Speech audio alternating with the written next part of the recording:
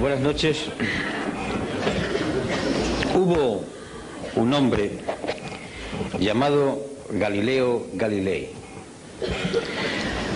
dedicado al estudio, a horas encerrado, viendo astros, sacando las conclusiones de su observación, que descubrió que la Tierra no estaba en el centro del universo, que se movía, y por tanto era el Sol el que ocupaba el centro y en torno al cual los planetas y entre ellos la Tierra giraban. Aquel descubrimiento se enfrentó a la verdad institucionalizada. El Vaticano, la Iglesia, las creencias populares del momento y la insistencia en el mantenimiento de lo que él había descubierto le costó ir a juicio. Y frente al acusado, ¿cómo podía él pensar que se había equivocado Aristóteles? ¿Cómo podía pensar él que las Sagradas Escrituras mentían? ¿Cómo podía atreverse él, un ingenuo sabio, a pensar que había descubierto algo que fuese en contra de lo que el magisterio de la Santa Madre Iglesia venía diciendo hacía siglos? Y sobre todo, ¿es que acaso el pueblo no aclamaba contra aquel que se atrevía a poner en duda la centralidad del planeta Tierra? Las presiones son tremendas. Tiene casi que abjurar. Pero en un momento, en la rebeldía última, y musitando casi con una sonrisa a lo Saramago, suave pero firme, dice en el italiano natal: "Eppur si muove", y sin embargo se mueve. Porque los cálculos matemáticos, porque las observaciones, porque el ejercicio de la razón, porque lo que sus ojos estaban viendo noche tras noche, le estaban demostrando que era la Tierra la que se movía. Pues bien, estamos hoy en la España de 1999, en la Europa de 1999 y en el mundo, en un momento en el que en otras ocasiones de la historia las sociedades han tenido que escoger un camino u otro, o seguir en la resignación o plantar cara, la rebeldía que acaba de decir Manolo Cañada. La resignación es un producto que, como cualquier droga, duerme a la gente, duerme su conciencia. La resignación es como la morfina, la cocaína o la heroína. La resignación es producto de muchas causas. Yo voy a enumerar unas cuantas. La resignación es hija de ese discurso totalizador, cual si fuese una nueva religión. No hay más verdad que la competitividad. No hay más santos ni más poderes que los mercados. La economía tiene que crecer constantemente, no importa que se contaminen las aguas, que se contaminen los ríos, los mares o los aires. Competitividad, crecimiento sostenido y los mercados. Eso es lo único que importa. Su poder no puede ser contestado. Y además nos demuestra la existencia de las propias sociedades que esto es lo que produce bienestar. Y no importa que las personas de la calle vean que ese bienestar no le ha llegado al hijo o a la hija, que tiene que ir a la empresa de trabajo temporal que le cobra el 40% de la nómina por colocarlo en una empresa. No importa que la persona que todavía tiene una pensión que no llega al salario mínimo interprofesional y está casi a la mitad, 69.000 y pico de pesetas, la mitad de eso, a veces no llega. No importa el paro de aquel que entró en los 45 años. No importa que la mujer, madre y esposa, pero que además tiene que trabajar, no cobra lo mismo igual que el hombre haciendo la misma tarea, violando artículos enteros de la Carta Fundacional de las Naciones Unidas y la Declaración Universal de Derechos Humanos y texto de la Constitución Española. No importa, porque le están diciendo que no hay más bien que la competitividad, lo bien que vivimos, lo bien que vamos, los datos, las cifras.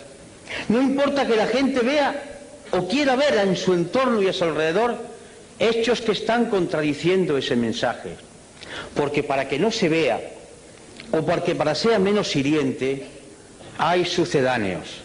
Ahí tenéis la televisión, fútbol, mucho fútbol, más fútbol que en épocas anteriores de la historia de España. Ahí tenéis concursos degradantes que no alimentan la razón, el estudio, el análisis. Ahí tenéis la vida de los personajes populares que se diseccionan y se abren para que atisbemos como si fuéramos aves carroñeras y, olvidando el entorno que tenemos, entremos en lo que ocurre en sus alcobas. Ahí está toda una literatura de evasión para que la gente no vea y por tanto confunda su existencia real con la existencia que le ponen en las pantallas o en los informativos, para que ocurra como aquello que tantas veces digo de la viejecita que a finales del siglo XIX estaba vendiendo cerillas a la puerta del Palacio de la Ópera de Madrid en un mes de enero a las 2 de la madrugada, aterida de frío y envuelta en una toquilla vendiendo cerillas para poder subsistir. Y cuando entraban hombres y mujeres envueltos en armiños, en capas, con lujo y con joyas, decía: qué bien vivimos en Madrid. Un caso de alienación, un caso de suplantación, un caso de drogadicción. La imagen, lo bien que vivimos, las historias de alcoba, las revistas del corazón, las frivolidades que hacen olvidar lo que ocurre diariamente, o si se ve, se eleva a otra categoría, como si no fuese lo real. Resignación, además, porque el discurso oficial, que baja desde muchos sitios, baja desde los poderes públicos, baja desde las sentencias de los tribunales, desde las cátedras, desde las clases de EGB, donde el maestro escuela va inyectando ya unas determinadas ideas, baja desde la televisión y de los medios de comunicación el discurso de que no hay otra salida, esto es lo único posible. Y si no, fijaros, estamos mal, pero peor estaban en el muro de Berlín. Y cuando ya se acude a hablar del muro de Berlín es porque no se tienen razones y hay que decir: mira qué mal fueron aquellos, porque es la única justificación. Resignación, porque los pueblos, cuando tienen problemas, no son rebeldes. El que tiene que comer todos los días no puede permitirse el lujo de perder por un acto de rebeldía el puesto de trabajo. La rebeldía siempre ha surgido de aquellos que comían todos los días. De aquí la gran culpabilidad de muchos intelectuales españoles que, comiendo todos los días bien del pesebre o bien de su trabajo, no han sido capaces de decir basta a esta situación de degradación. De ahí una resignación que nace de la evidencia diaria del paro, que es cierto, de ese paro que dicen que se reduce porque la estadística dice que cuando una persona trabaja 2 horas a la semana ya no está parado. Una disminución estadística de los empleos a tiempo parcial, de las horas extraordinarias que se imponen pero que no se cobran, de la angustia si mañana poder trabajar. Eso es resignación. Resignación que cae sobre un pueblo que se da cuenta, además, o no se da cuenta porque no le gusta o no quiere verlo o no dejan verlo, que estamos yendo hacia atrás, que estamos llegando a cotas propias del siglo XIX, que aquella seguridad social para todos, que el tema del subsidio de desempleo va bajando continuamente en contra de la Declaración Universal de los Derechos Humanos o de la propia Constitución. Resignación que surge de la culpabilidad del propio parado. Uno de los éxitos, entre comillas, del sistema americano es conseguir que el pobre, que el miserable se sienta culpable de su situación. Es la filosofía calvinista, hija del protestantismo. Tú eres culpable de tu situación, no has sido capaz de triunfar. Esa es la filosofía de la sociedad americana. Y si no has triunfado es porque tú eres el responsable. Esta sociedad da oportunidades a todo el mundo. Si tú no has podido hacerlo así, tú eres el culpable. Y entonces el oprimido, el pobrecito, el esclavo se echa en la responsabilidad de su situación. Es perfecto el dominio del poder. Un dominio del poder que ya no se basa en la fuerza, en la coacción, en la utilización de la Guardia Civil o del Ejército. Se basa en un dominio mucho más terrible, más duro, el dominio de la mente. Ese opio que cae desde los aparatos de televisor, ese opio que cae desde la sentencia de los tribunales, desde los discursos políticos, que va empapando la mentalidad de la gente y va diciendo calla, calla, calla, porque si no callas puede ser peor. Esa es la resignación que se produce como consecuencia de sentirse separado, que él es el autor de su situación. Y por tanto aquel compañero que ha sido acusado de que cobró una vez indebidamente el seguro de desempleo, ¡ah, miserable, tú eres el culpable! No importa que los ladrones de alto copete sean exhibidos como figuras brillantes a enseñarle a los hijos como ejemplo a seguir, pero el miserable que ha estafado solamente un mes del seguro de desempleo es el culpable de todo lo que está ocurriendo. Eso es resignación. Resignación que surge de los medios de comunicación, y no se me enfaden las cámaras, no va con vosotros, pero va con los que tienen el poder en vuestras empresas, va contra aquellos que optan por decirle al pueblo una parte de la verdad. Resignación que consiste en dar un credo único, decir todos amén a la competitividad, a la moneda única, estamos mejor que nunca, amén, amén, amén. Es el coro como una letanía que va uniformando el pensamiento, que va haciendo seres totalmente iguales, como describía lo que podía ser el futuro Orwell en 1984. Esa resignación, por tanto, es hija de una economía, de un sistema político que confunde muchas cosas. Una información que está haciendo surgir en nuestros universitarios, en nuestros institutos, en nuestras academias, en las escuelas básicas, la cultura del sí o no, propia del ordenador. La vida está llena de colores, de tonos, y por tanto el lenguaje es mucho más vivo cuanto hay más cosas que hay que ser descritas. Sí o no, blanco o negro, derechas o izquierda. Conteste usted como el ordenador, afirmativo, negativo, afirmativo, negativo. Se busca ya no al ser humano pensante capaz de la reflexión, de la duda, de la inquietud. Se busca al esclavo sin pensamiento. Y por eso no se quiere la historia, y por eso se desdeña la memoria, porque los seres humanos somos hijos de la memoria. Yo soy lo que soy porque viví con mis padres, mis recuerdos, mi historia, mis vivencias. Yo soy la actualización de todo un pasado que está vivo. Si me quitan la memoria soy un zombi, un muerto viviente. Y queremos pueblos de muertos vivientes, que se estimulen por el último partido del Barça Madrid, que se estimulen por la última historia del tal o cual conde o de tal o cual señora, que digan en los corrillos, incluso en los parlamentos y en los lugares donde había que debatirse de los problemas, se cuenten chistes de la vida privada para olvidar la tremenda realidad. Escapismo, droga. Igual que la heroína, igual que la cocaína, droga, escapismo, sedar el pensamiento, aniquilar el espíritu crítico y por tanto fomentar la resignación y frivolidad, mucha frivolidad. Y por tanto la política entendida como compraventa de votos. No importa, ¿qué es lo que quiere el pueblo? Al pueblo al cual convenientemente se le va a decir lo que quiere a través de determinados medios. Más fútbol, pues más fútbol. Pero es que yo pienso que no, es que tú tienes que decir lo que le gusta al pueblo, al cual yo, mediante medios de comunicación finísimos, le voy diciendo qué es lo que le conviene. Pero yo represento un proyecto, yo quiero explicar un proyecto, yo quiero dirigir a mi pueblo del cual formo parte para decirle el punto de vista de nuestra organización. No, no, no, lo que conviene es que ganes votos. Eso no está bien dicho. Tienes que ser respetable, tienes que hablar y decirlo políticamente correcto, el buen tono, como el chico de la burguesía del siglo XIX. Niño, eso no se hace, eso no se dice, tú lo haces por bajo cuerda, porque todo debe permanecer como si aquí no ocurriera nada. Es decir, la cultura de la hipocresía, crear una sociedad hipócrita, que miente a sabiendas, que sabe que está diciendo algo que nadie cree, pero lo importante no es decirlo, lo importante es que hay que hacerlo, pero que no se diga. Y ese cáncer va avanzando, degradando, corrompiendo y aniquilando las fuerzas para combatir. Y ese es un camino, sin duda dulce, es la muerte lenta, como se consume un brasero, como van muriendo aquellos que beben la cicuta, muerte que le dieron al gran Sócrates.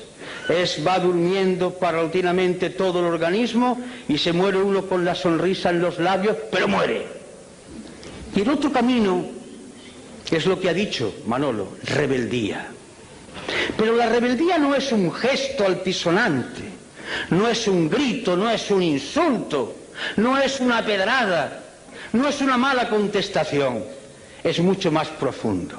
La rebeldía es un grito de la inteligencia y de la voluntad que dice, y lo voy a decir en Román Paladino, no me da la gana de decirle que sí a esta actual situación. ¿Por qué? Porque no quiero y me niego a decirle que sí, porque entiendo que puede haber otra situación y por tanto yo no asumo esta podredumbre y no participo de ella y lucho contra ella. Y esta actitud es una actitud intelectual. Y cuando digo intelectual no quiero hablar de universitario, de la mente de cualquier ser humano. Es un posicionamiento que nace de la mente y del corazón, del fuego, del querer cambiar. Esta es la rebeldía fundamental. Lo otro son voces, son chillidos, son insultos, son graznidos. Dale caña, circo romano. No, la rebeldía no es ni más ni menos que el posicionamiento con otros valores y la decisión de hacerle frente.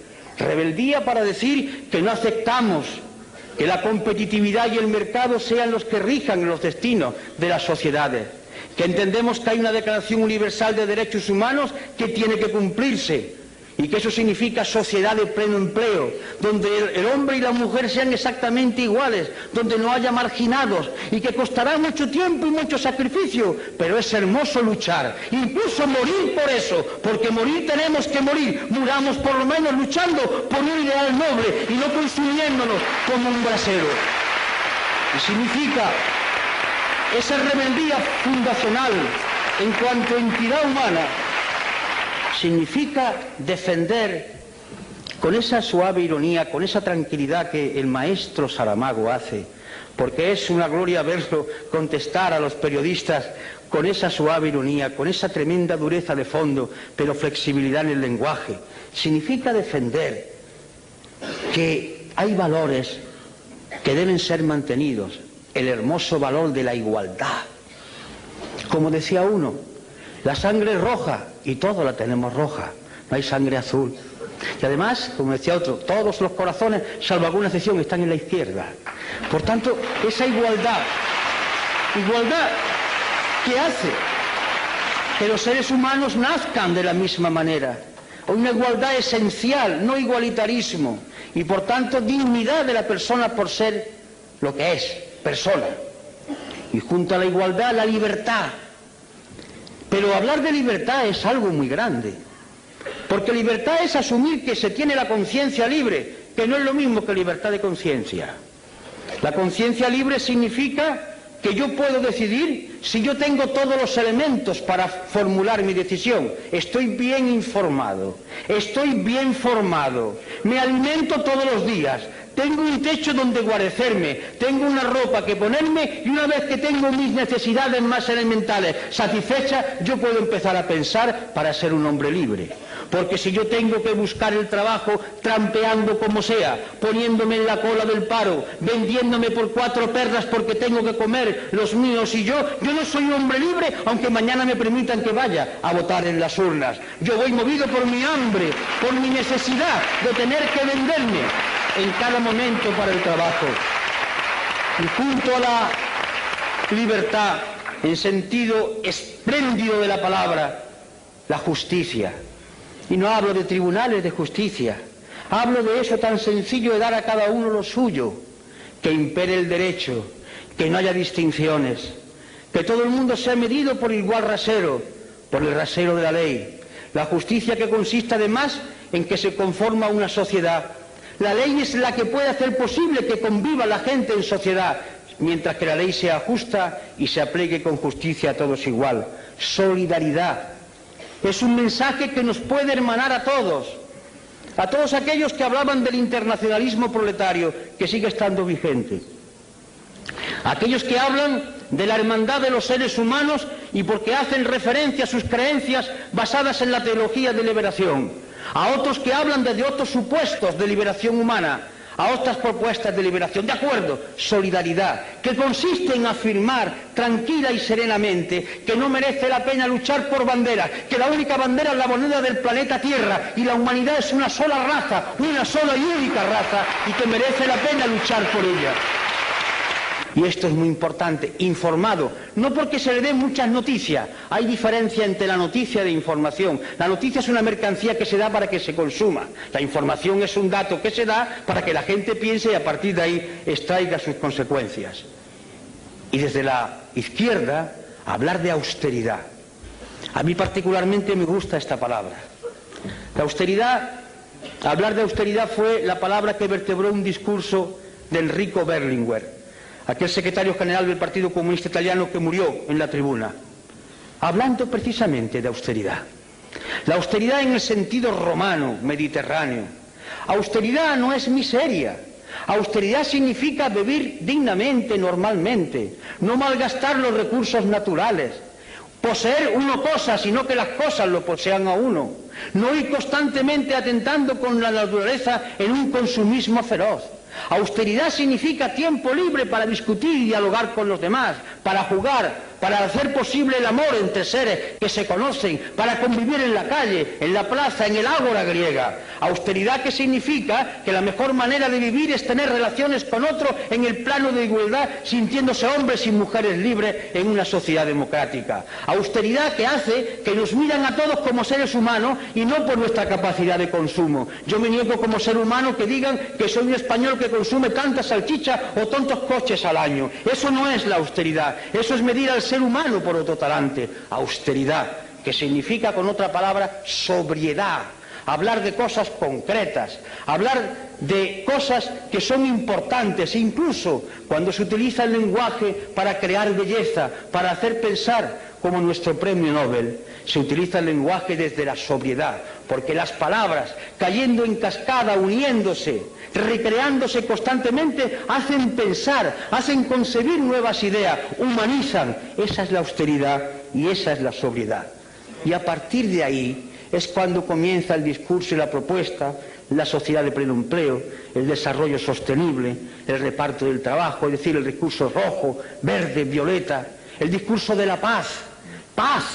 Y la paz no es la ausencia de guerra. La paz, por ejemplo, es que el día 9 estemos llenando Rota, porque quieren transformar la base militar en una superbase, violando el punto tercero de lo que acordó el pueblo español en el referéndum en 1986. La paz significa que mañana 1.200 hombres y aviones españoles que cuestan un dinero no puedan entrar en la antigua Yugoslavia, porque no han sido consultados las Cortes Generales y porque se ha violado nuevamente el artículo 62 de la Constitución. Significa, por tanto, hablar de paz, paz como justicia, como entendimiento entre seres iguales que son capaces de razonar. Y bien, los mecanismos son los de siempre. La movilización. ¿Qué es movilizar? Desde la izquierda, siempre movilizar no ha sido solo llenar las calles de gente, que también. Movilizar ha sido concienciar. Nosotros existimos, los que queremos pensar por nuestra cuenta, para perturbar a los demás. Si hay aquí algún creyente, me dirijo a él o a ella, para recordarle la frase que hoy explicaba yo en la universidad cuando una persona, un compañero que era representante, parece, de la teología de la liberación, me preguntaba, y le recordaba yo un pasaje del Evangelio de mi época pasada, soy conocedor. Decía, mirad, una de las cosas que figura en el Evangelio es cuando le preguntan a Jesús de Galilea, ¿tú qué has venido aquí a traer la paz? Dice, yo no, he venido a traer la guerra. ¿Y qué quería decir? He venido a concienciar, a perturbar.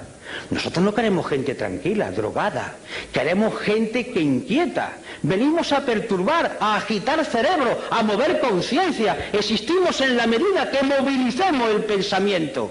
Como decía en aquella iglesia que en el barrio Naranjo de Córdoba, levántate y piensa, es lo más revolucionario que he visto en mi vida, porque la rebeldía empieza aquí, en la cabeza que dice, no sirvo, no me da la gana, no quiero asumir estos valores.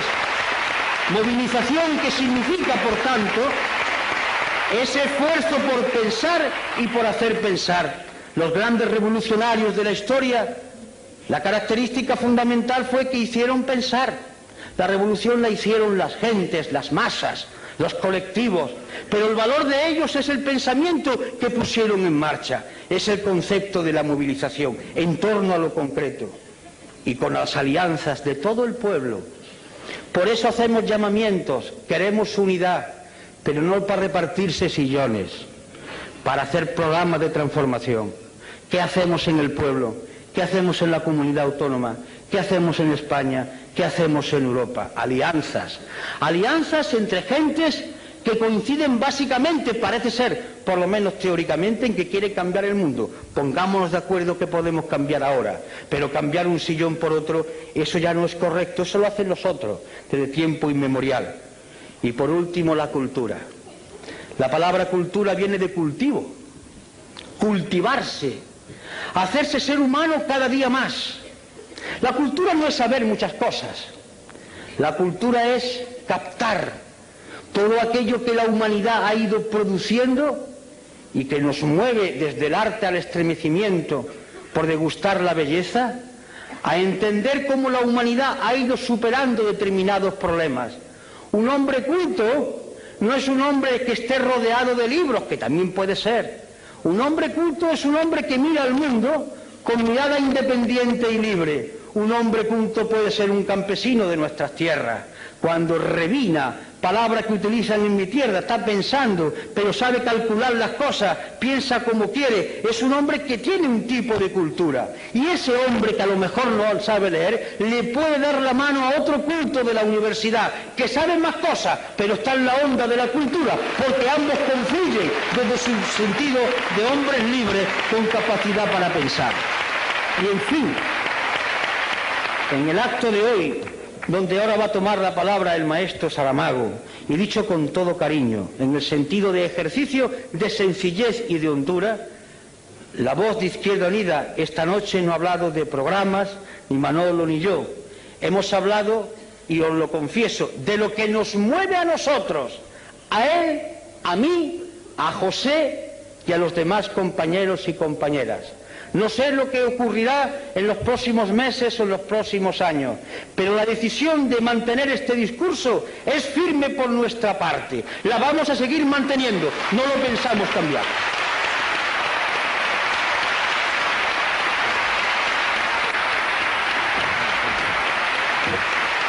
Gracias.